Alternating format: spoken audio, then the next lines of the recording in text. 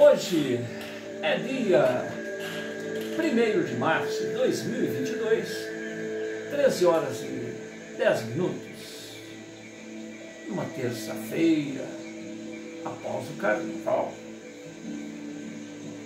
dia ensolarado, 30 graus. Nós estamos realizando o culto cristão no Lages e optamos nesta fase pela leitura desta obra, A Morte e o Seu Mistério. A Morte e o Seu Mistério, uma trilogia produzida por Camille Flammarion, um astrônomo, o qual, além de suas ocupações rotineiras, na solidão de seu observatório, observar o movimento dos astros, registrá-los, calcular trajetórias,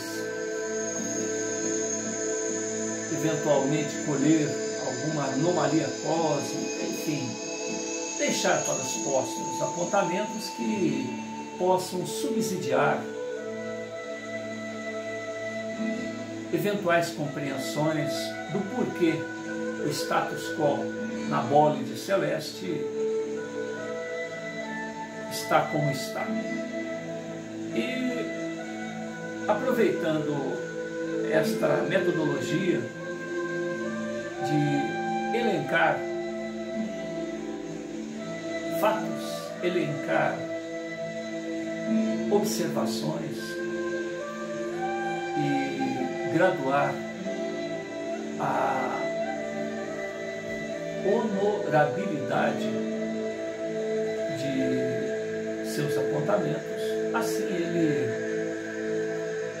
ele transferiu tal método, vamos dizer assim, de apontamentos, de pesquisas e elucubrações para os fenômenos psíquicos que pipocavam, que se multiplicavam a 1000 por 1 milhão em sua época.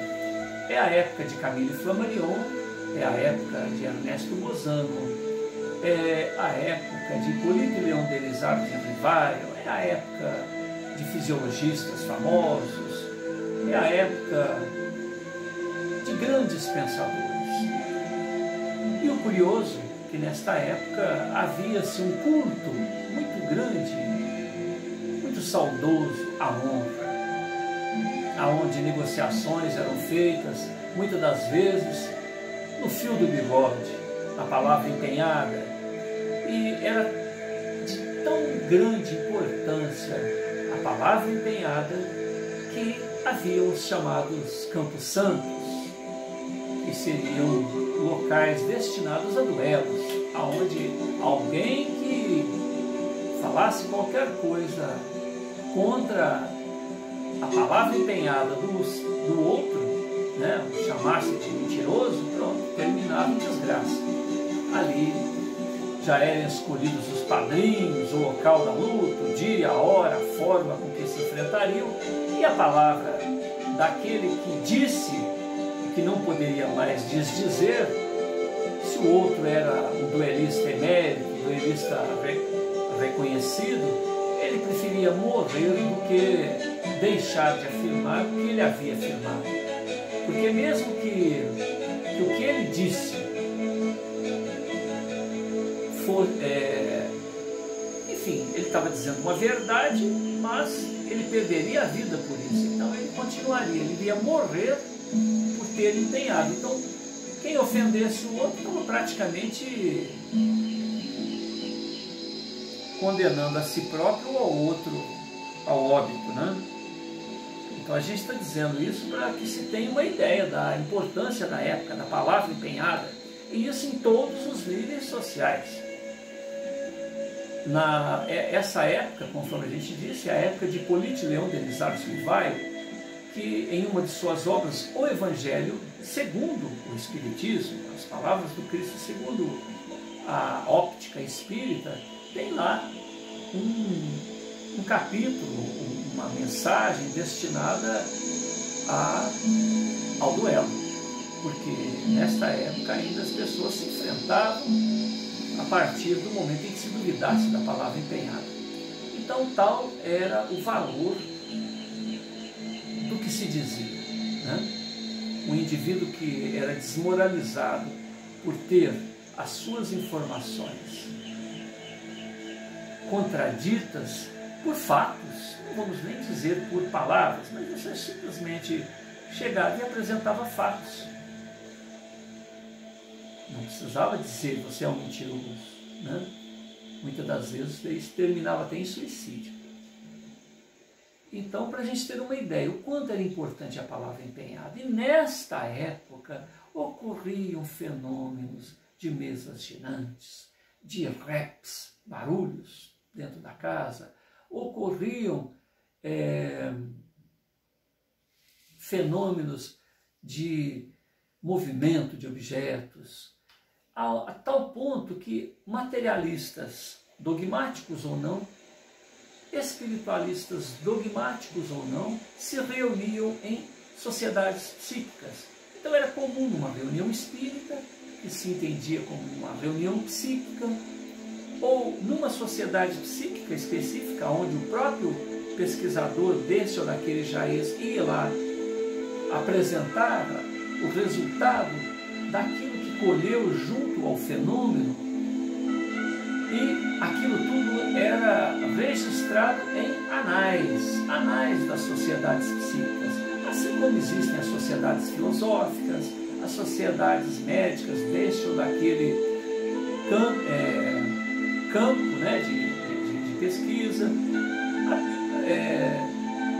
Biólogos tinham lá suas sociedades, enfim, cada indivíduo que observe um detalhe que ele julga que seja muito importante, ele apresenta aos seus pares e com isso fica ali registrado para que, além do próprio material colhido de per si,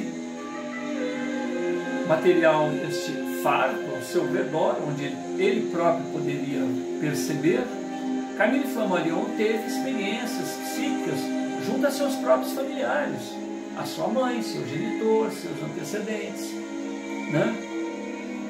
Enquanto Camille Flammarion se dedicou à publicação,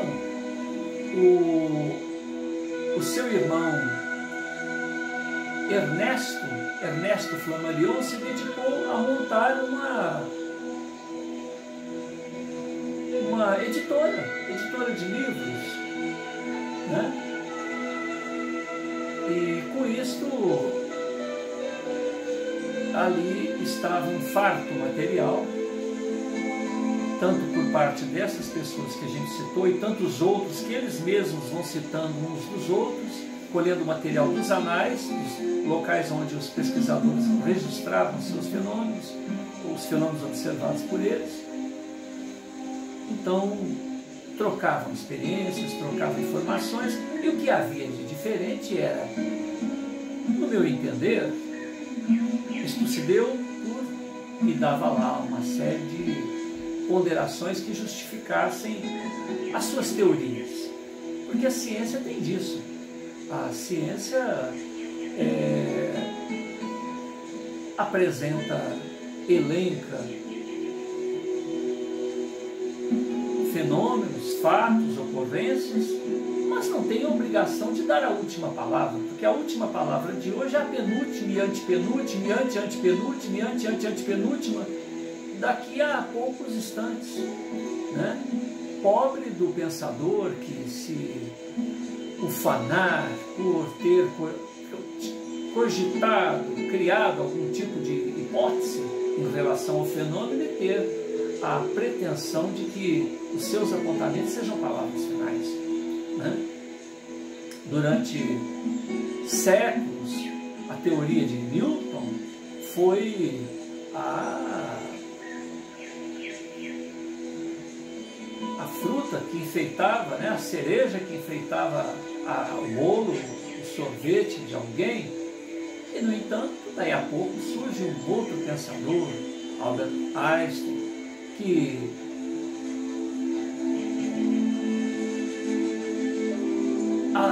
observa os mesmos fenômenos de Isaac Newton e apresenta um novo panorama, dizendo que o que se observa está em relação ao ponto de vista do observador. Um O indivíduo que está à beira de um metrô tem uma observação em relação ao que está acontecendo quando aquele carro de ferro voa perante seus olhos. O indivíduo que está dentro do metrô tem um outro ponto de vista. O indivíduo que estiver fora da Terra, observando o primeiro observador, e o segundo que está dentro tem outro panorama. O indivíduo que se afasta da Terra e coloca-se em um ponto diferente da galáxia, ou em outro, tem outro campo de vista.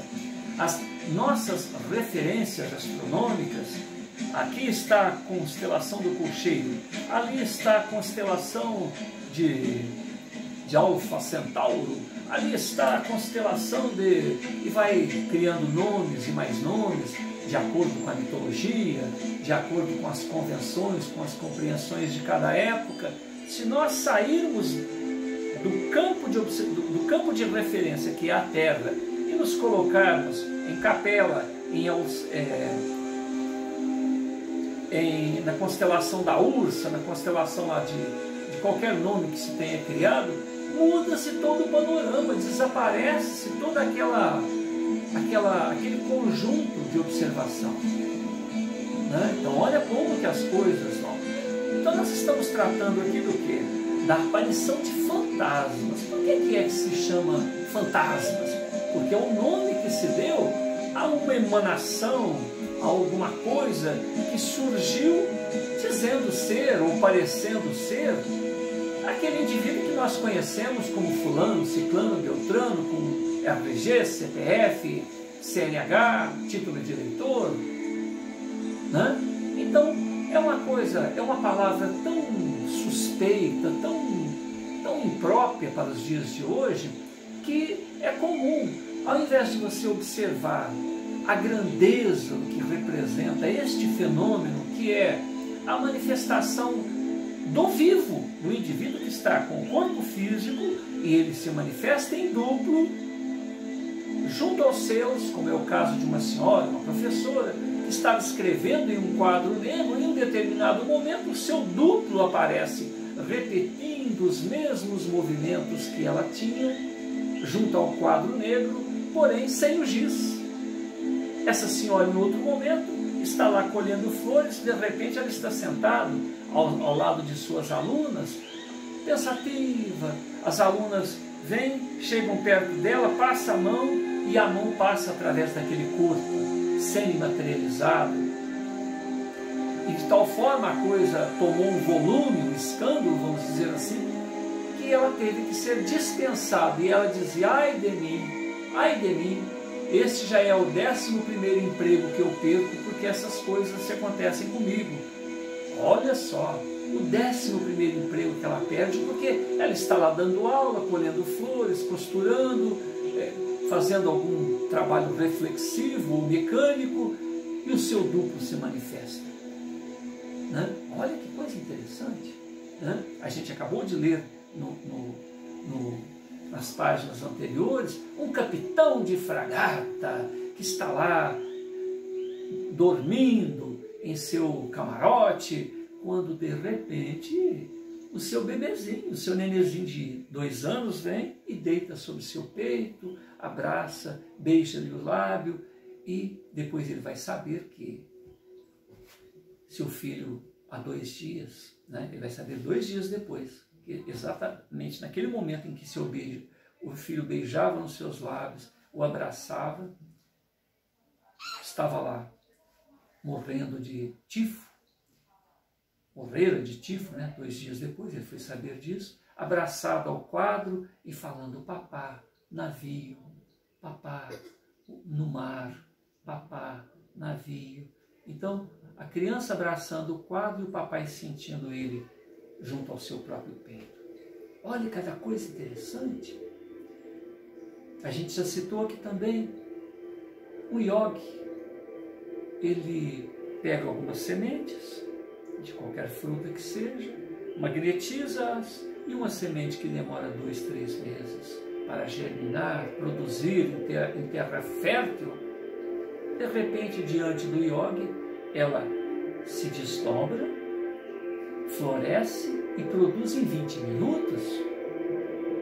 Um outro yogi pega uma planta saudável e a mesma semente, outra semente, a semelhança do primeiro yogi, a magnetiza, e as energias da planta viva vão se exaurindo e passando para a semente e fazendo com que, em um tempo similar ou menor que isto, ocorram os mesmos fenômenos. Uma vovozinha ou uma mãezinha está morrendo em algum lugar, de repente ela aparece junto ao seu ente querido, se despedindo. Um indivíduo quer fazer amizade com o outro e essa pessoa é meio diferente, mas é o vizinho mais próximo que tem, revoltado com a vida, um desgosto amoroso. Esse indivíduo que quer conversar com o vizinho, talvez para desabafar, para aliviar a cabeça e tal, tira a própria vida através de um ácido, bebendo aquele tipo de líquido, e de repente corre lá na casa do vizinho, faz barulho, respira próximo a ele e, enfim, bom. Então, vamos dizer as palavras que dissemos no começo: fantasmas, fantasmas de vivos e bem vivos, fantasmas de moribundos, fantasmas de mortos. Os estudos psíquicos avolumaram-se a tal ponto que a própria ciência parapsicológica declinou como fenômenos psigama, psicapa e psiteta. Essa trilogia que hoje temos, mas que à época, Camille Flammarion colocou como fantasmas de vivos para os fenômenos daqueles bem vivos, daqueles moribundos, fenômenos psigama e psicapa, fenômenos apenas de mente a mente ou perceptíveis pelos sentidos, e os fenômenos do terceiro volume aqui, hoje temos os psiteta, que seriam aqueles de Thanatos, aqueles que são provenientes dos mortos, aqueles que já não têm mais o corpo físico. A explicação fica ao sabor do pesquisador, mas olha só quanto esforço. Jesus falou a respeito das muitas moradas na casa do Pai, falou a respeito da nossa herança, que somos filhos de Deus, filhos do nosso Pai. Então ele era quem? Nosso irmão mais velho, nosso mestre, o nosso educador, o responsável pelo orbe da terra. No começo era o Verbo, e o Verbo disse: haja isso, haja aquilo, e assim foi feito. Se soubesses da onde eu vim, estás admirado porque eu falei que você estava passando pela árvore tal, ou pela pedra tal? Se visses então da onde eu vim. Então Jesus nunca negou a sua grandeza, nunca negou a sua mestria. Mestre, sim, eu sou bom, não só o Pai. Então ele faz questão de dizer a respeito da maravilha que é a vida. Fez questão de demonstrar os potenciais. Você faz isso por Beelzebub, quer dizer, o indivíduo preferia acreditar no Beelzebub do que acreditar em Deus. Quem te testifica? Quem é que eu testifico o Pai? O Pai testifica a mim através das obras. Através das obras. Vede as obras. Olha que receita de bolo. Uma laranjeira não dá castanha. Um abacaxizeiro não dá abóbora. Quer ver a grandeza de uma mente, de um artista? Vede o seu trabalho, o resultado do seu trabalho. Fala da sua indigência no campo daquela arte ou do conhecimento daquele tema. A obra mostra o status quo do artista, do intelectual que o produziu, e tudo no mestre empreendia maestria, mestria. Jesus fez coisas que as pessoas chamam de milagres, por acreditar no sobrenatural. Se Jesus tinha tanta sabedoria, tanta grandeza, imaginemos o Pai Celestial que fez tudo, o universo infinito. E quando a gente diz infinito, não é um infinito que é uma bola aqui muito grande, mas que aqui tem um fim, não, continua. Jesus é o nosso irmão mais velho, de 30 bilhões de anos. Há 4,5 bilhões de anos, Ele organizou a nossa Terra. A nossa Terra.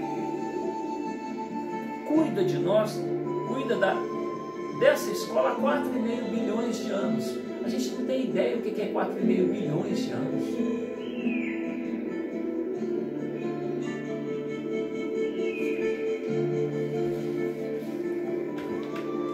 A gente faz esses apontamentos para dizer que nós estamos sendo convidados por Ele a fazer o que Ele faz, o que Ele fez, o que Ele fará e muito mais.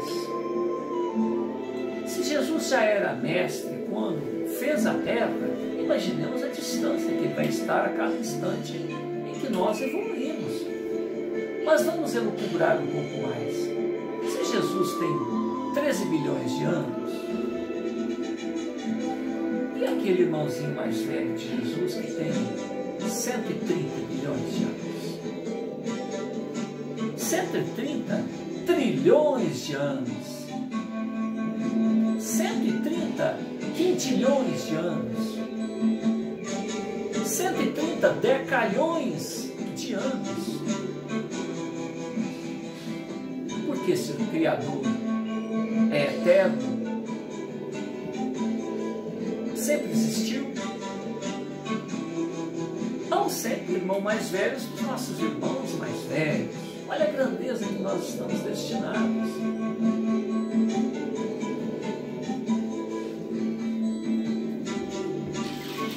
Da mesma maneira com que esses pensadores que nós nos referimos ficam lá, vamos dar um exemplo, um materialista dialético. O que é um materialista dialético? Um materialista dogmático? Olha, diga-se o que se diga, o resultado final, eu vou colocar o materialismo como resultado final. Quer dizer, você não espera para elucubrar depois em torno do fenômeno. Você já tem uma pré-disposição, uma pré-colocação para o resultado obtido. Aconteça o que acontecer, o resultado vai ser esse. Quer dizer, você não é um cientista, né? Um cientista com o resultado pronto na mão, sem aguardar o elenco daquilo que está colhendo, né? Pode ficar aí, tá? Pode ficar, só que não pode encostar em lugar nenhum e fazer barulho, tá bom? Eu acho legal você ficar aí, tá? Eu acho bom, obrigado. Então, estou querendo dar um exemplo. Na época, Alexandre Kizakov, a semelhança de Camille Flammarion, que apresentou 3 volumes de 400 páginas, com diferença de uma dezena a menos ou mais, ele diz que 400 páginas poderiam ser 4.000 páginas. Ou seja, 4.000 páginas, 4, 8, 12. 12.000 anotações ele poderia ter colocado nesses 3 volumes. Mas ele teve que selecionar. Bom, se você mexer aqui, sabe o que vai acontecer? Vai ficar uma imagem ruim aqui, ó. Você deixa quietinho. Vem cá, senta aqui no colo. Vem cá. Ajuda o vovô, pode ser? Se então para ali fica tudo embaçado. É a luz, a câmera atrapalha, entendeu? Obrigado, tá? Cheiroso você, sabia? E olha que interessante. Se esse material estava disponível para Camille Flammarion no seu arquivo pessoal, Alexandre Kizakov na Rússia igualmente. Enquanto Alexandre Kizakov apresentou 3 vezes 12, 3 vezes 4, né, 1.200 páginas para falar sobre o tema, a morte e seu mistério, Alexandre Kzakov usou metade desse volume em uma peça só, em um livro de quase 500 páginas, um pouco menos, aonde ele elencou quase assim, outros fatos, outros fenômenos, né? E deu um outro título, Animismo e Espiritismo. Animismo seriam aqueles fenômenos, tal qual o primeiro e o segundo volume de Camille Flammarion, fenômenos envolvendo fantasmas de vivos.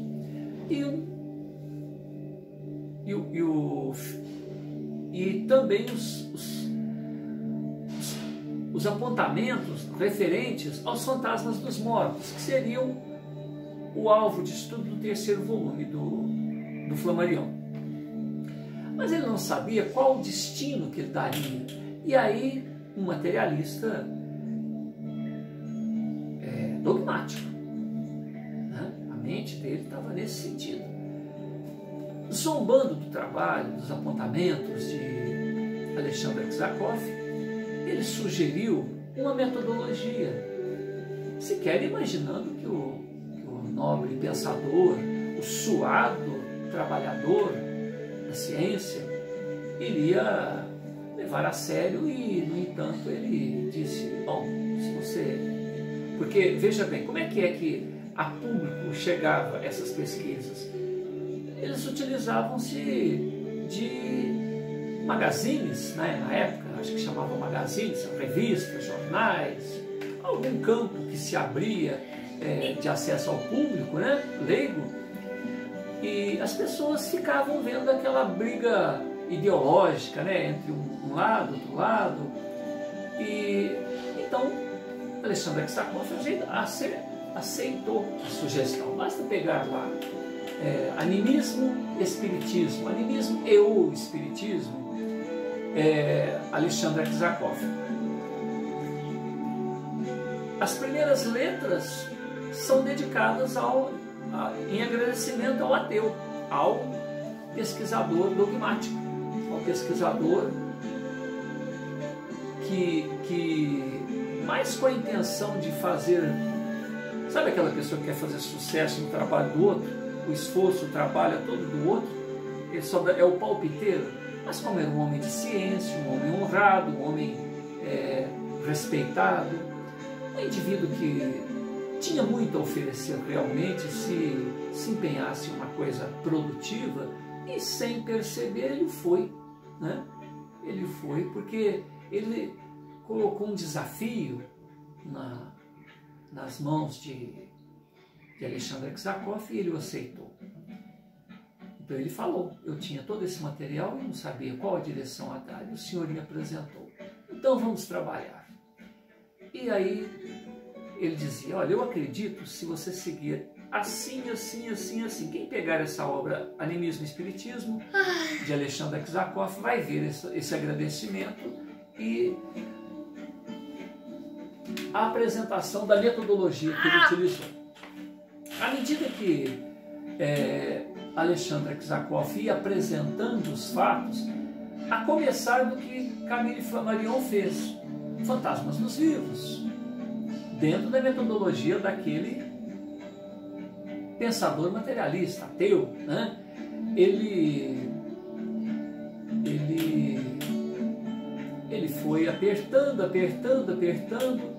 tipo, ele dizia assim, bom, vamos dizer o seguinte, peraí, vamos lá, então nós estamos primeiro tratando do fenômeno dos fantasmas de vivos, então ninguém vai negar de que é possível que um ser vivente, de alguma maneira, se torne um duplo e se apresente ao alvo de seus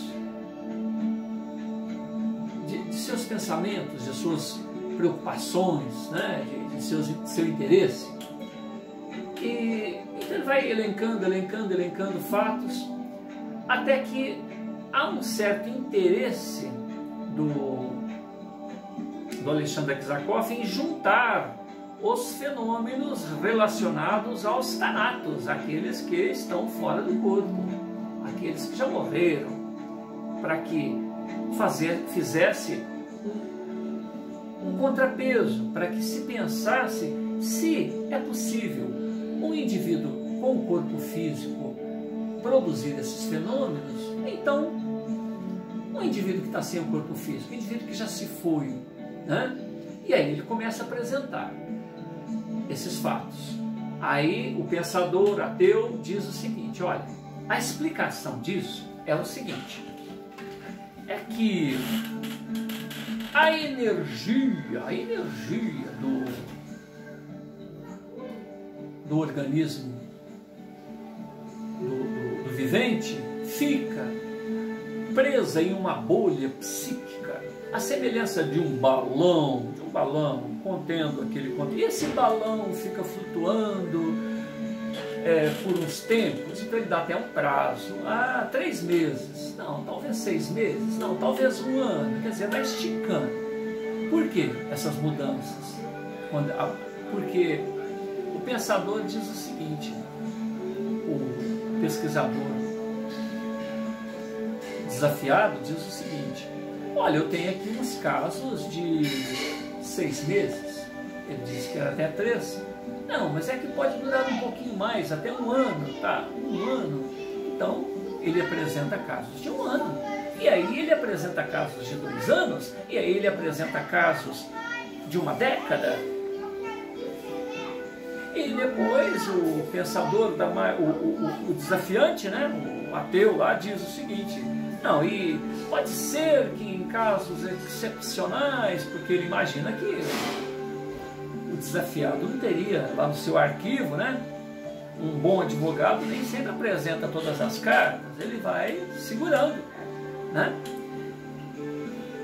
E o que acontece? Quando ele se refere ao suado 1 década, onde que ele vai arrumar documentação mais que 1 década? Ele vem e joga lá no caso de meio século. 50 anos antes apareceu um cara dizendo que era, né, uma manifestação de alguém que era. Aí o desafiador diz que, enfim, ele vai trocando tudo aquilo. Chega-se num ponto em que se torna ridículo. Porque se existe um balão que está flutuando e que alguém que se chama médium, que se chama paranormal, vai lá, a semelhança de um canudinho de suco, né? Fura o balãozinho e chupa, a semelhança de um chup-chup, né? A semelhança de um chup-chup mental, né? Está lá o saquinho de sacolé, né? De suco, lacrado hermeticamente, e você espeta lá o canudinho e chupa. Aquele balãozinho que não é vida, é um pendrive, é um DVD, é uma memória RAM. Não, a memória RAM é uma memória RAM, é melhor mesmo, porque a memória RAM ela se apaga junto. Olha que interessante, olha como surgiu aqui agora. A memória RAM, que é o espírito, memória RAM é aquela memória volátil, é aquela memória que parece um tabletezinho de chocolate anexada ao interior do computador, é uma peça do computador. Aquela pecinha, quando o computador desliga, tudo que está na memória RAM é apagada. E nós temos então a memória definitiva. Nós temos a memória definitiva, que está lá no disco rígido, ou em outros recursos hoje, né? Existem outras denominações, outras palavras que definem, mas aquilo que no disco rígido antigo teria é a memória definitiva. Então, o espírito tem a memória definitiva. O espírito, que é um ser imortal, ele é a memória, ele é a razão de ser de toda essa nossa elucubração. Sou eu, o espírito, que estou conversando com vocês, e é você, espírito, que está analisando, pensando, sentindo o que eu, espírito, estou lhe dizendo. Então, a comunicação entre os fantasmas de vivos, fantasmas de mortos, é uma comunicação de fantasmas entre si, quer estejam no corpo ou fora dele. Mas não, o indivíduo vê o corpo como sendo o ser e o espírito como sendo uma secreção. É a urina que sai da bexiga, é a fezes, é o bolo fecal que sai do intestino. Esse é o espírito da visão dos materialistas, né? Então são pontos de vista. Mas trabalhando com esta maneira de ver, porque um cientista tem que colocar para o outro cientista que o seu ponto de vista está equivocado, e se o indivíduo continua dogmaticamente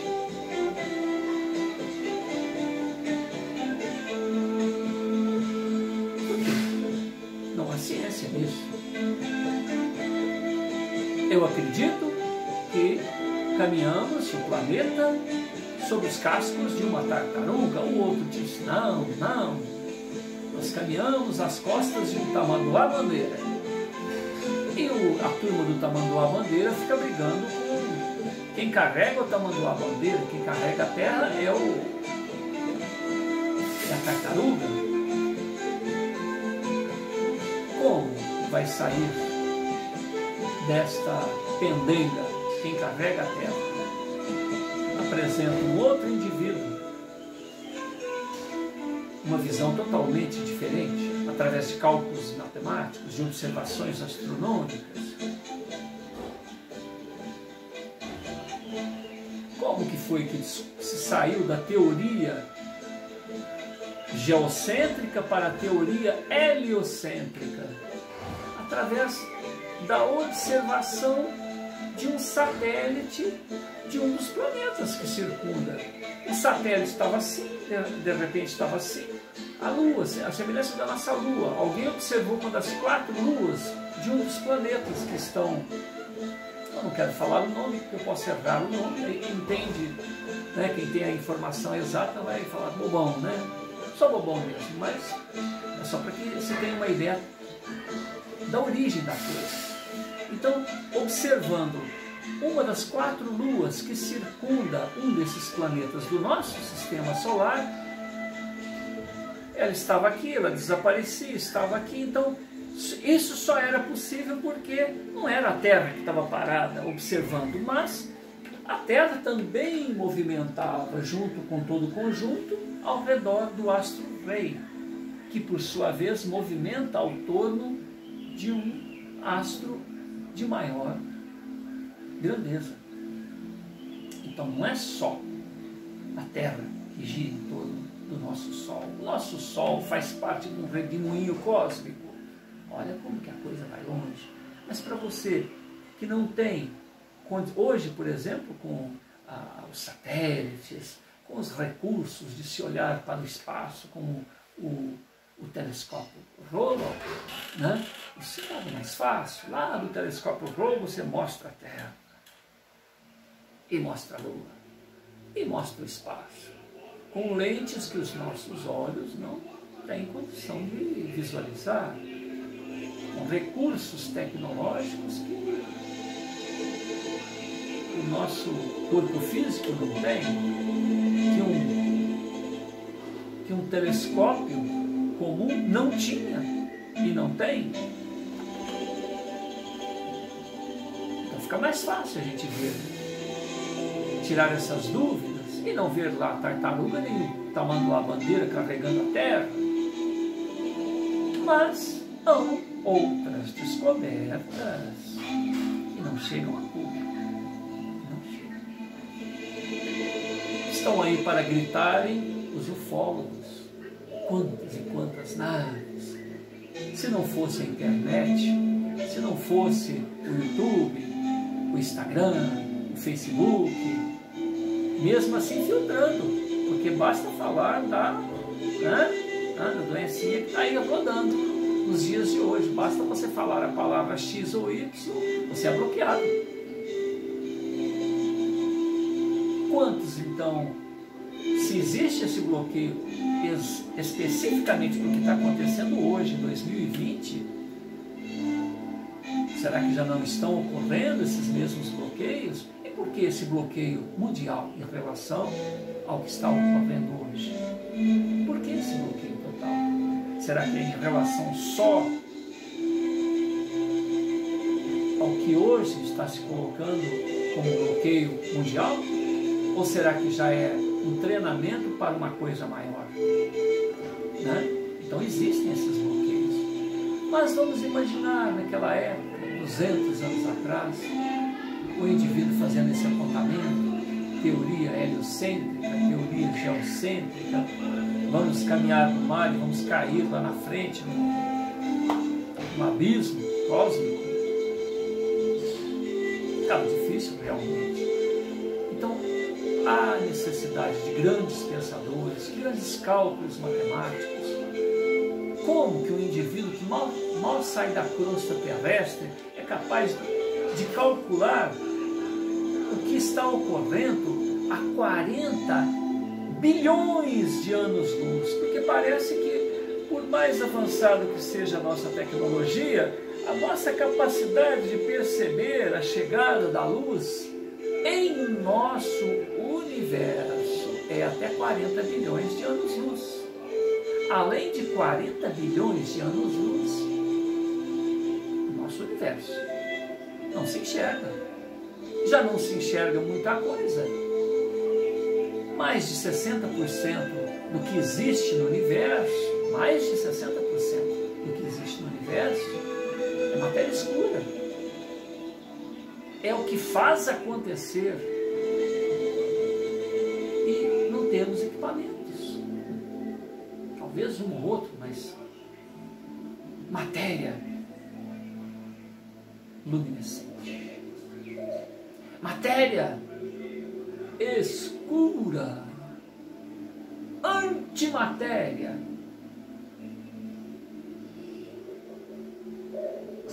Energia quântica, que aí saiu totalmente fora. Matéria, corpúsculo atômico, tijolinho cósmico, bóson de Higgs, que vira o próton, o nêutron, o elétron, supercordas. Opa, já está ficando perigoso, hein? Supercordas. Energia quântica, vácuo quântico, pura energia, que é dali que saiu o bóson de Higgs, a supercorda, os prótons, nêutrons, elétrons, antiprótons, antinêutrons, antielétrons. Que é isto? Aonde vamos parar? Dimensões paralelas. Então nós estamos falando de vibrações que compõem corpúsculos calculados EMC ao quadrado. Opa, peraí, a matéria é energia em movimento e já pode ser calculada como? A uma constante de viagem da luz. 40 bilhões de anos-luz é o limite tecnológico nosso para perceber os limites do nosso universo, terceira dimensão. Para perceber o nosso universo, terceira dimensão. Nós estamos falando agora de física quântica, de dimensões paralelas. Mudou tudo. Mudou tudo. Uma única energia permeia todos os corpos. Uma única energia permeia todos os corpos. Já não somos mais pessoas individuais. Eu sou eu, você é você. Mas há uma energia quântica, saída do vácuo quântico, que está em você, que está em mim. Vós sois deuses. Aquilo que eu faço, sou Deus mais velho, um irmãozinho mais velho. Vós podeis fazer. O Pai, olha, está em mim, como eu estou no Pai. O Pai testifica o Filho, assim como o Filho testifica o Pai. sejais um em mim, assim como eu sou um no Pai. Façais o que eu faço e muito mais, se o quiserdes. Mas para ele chegar onde ele chegou, 30 bilhões de anos. 13 bilhões de anos. Para que o responsável pela Terra chegasse onde ele chegou. A Terra tem 4,5 bilhões de anos. Nós temos alguns milhares, ou vamos colocar milhares, não é nem milhões de anos, nós temos alguns milhares de anos. Milhares, milhão, bilhão. Olha como que a gente se perde em toda esta cronologia. Somos bebês, somos amebas, saídos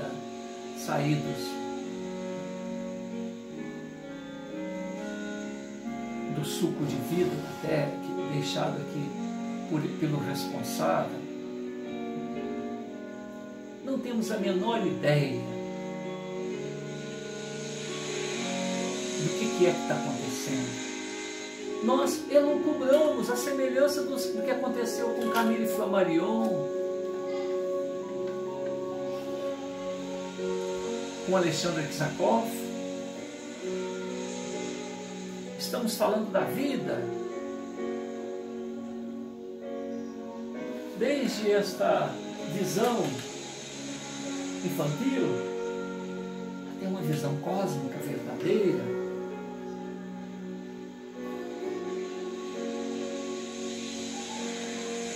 Somos convidados a essa evolução. Se nós entendermos, pelo menos, no meio disso tudo, que somos seres imortais, porque Camille Flammarion, Ozano, Aksakov e tantos outros materialistas que criaram os fenômenos psi-gama, psi-kappa e psi-teta, que dão lá a sua explicação, negando a nossa própria imortalidade. Por quê? Por que negar? A questão não é negar, não é aceitar, é elencar fatos, e mais fatos, e mais fatos, e mais fatos, e ficando a nós mesmos destinada à missão de, junto aos nossos entes queridos, fazer-nos responsáveis por testemunhar a própria imortalidade. Uma irmãzita que amava outra irmãzita, muito queridinha, dormia juntinha, bracinha, cobertinha, comia a mesma comidinha, comia do mesmo prato, e tudo delícia, tudo maravilha. Um dia fica mocinha, um dia vira uma senhorinha, outra hora vira uma veinha, e de repente uma delas virou fantasma. E a saudade bate muito forte na que ficou. E a saudade bate muito forte na que se foi.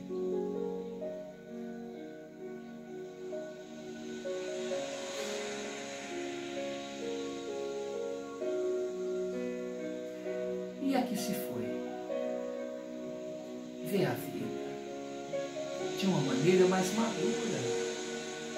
Porque, afinal de contas, a minha irmãzinha está nessa fase, lá na Terra,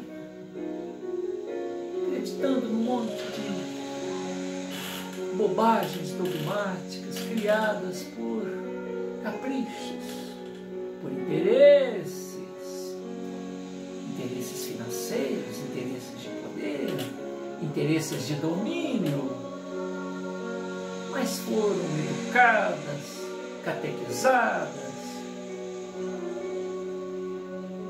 Então a irmãzinha que consegue ver com olhos cósmicos, eu não posso deixar a minha irmãzinha nesta inocência. E aproveitando-se do período de repouso, do momento de relaxamento, da oportunidade mediúnica, da empatia, do amor que une ambas, ela resolve se aproximar da irmãzinha no leito, com muito amor, com muito afeto,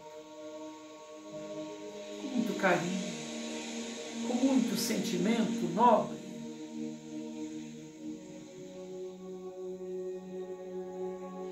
E diz: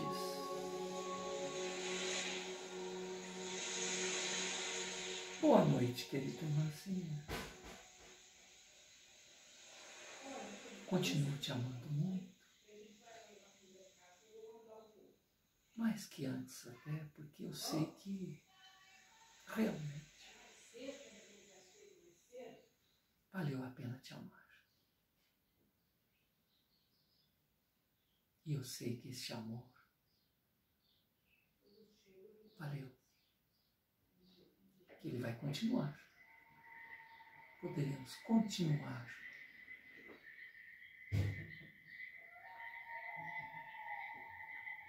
trabalhando juntas, porém sem os limites, os embaraços do corpo físico, porque meu corpo não aguentou caminhar contigo. Seu corpinho também em breve não terá tais recursos, mas eu estarei aqui te aguardando. Estarei aqui com todo esse calor, com toda essa saudade. Uma saudade porque estou contigo sempre. Quer você saiba, quer você observe, quer você reconheça ou não. Mas aqui eu, observando você e podendo me ouvir de alma para alma, junto ao seu leito,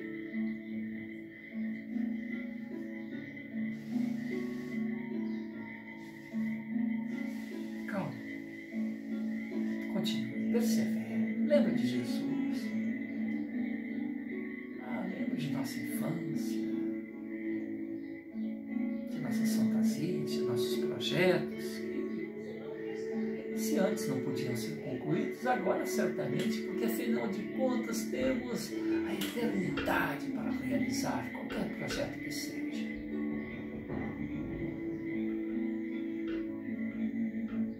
E este é o sentimento, o endereço, a força, o amor que chega no coração da irmã que dói. E ela percebe, irmã, que sonho lindo. Que sonho lindo, que saudade. Que saudade de você, minha irmãzinha. Sonho lindo. É um sonho paradisíaco. Como seria bom isso realmente se desse, minha amada. E tentando ser um pouco mais convincente, a irmãzita do lado de lá diz: eu estou aqui. E naquela fantasia lúdica de ser um sonho, de ser um doce repasto infantil no corpo de uma idosa, ela percebe que a mana realmente está ali do seu lado. E se precisar de uma provinha, um beijo no rosto, um suave sussurro ao seu ouvido, o hálito da maninha que chega nas narinas,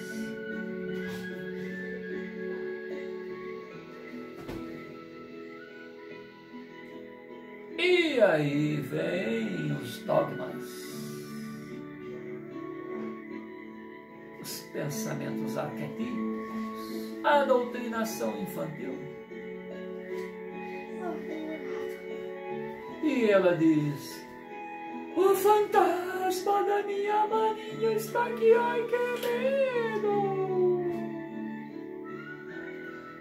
Maninha, vai embora, maninha. Jesus, minha Maria, não, não.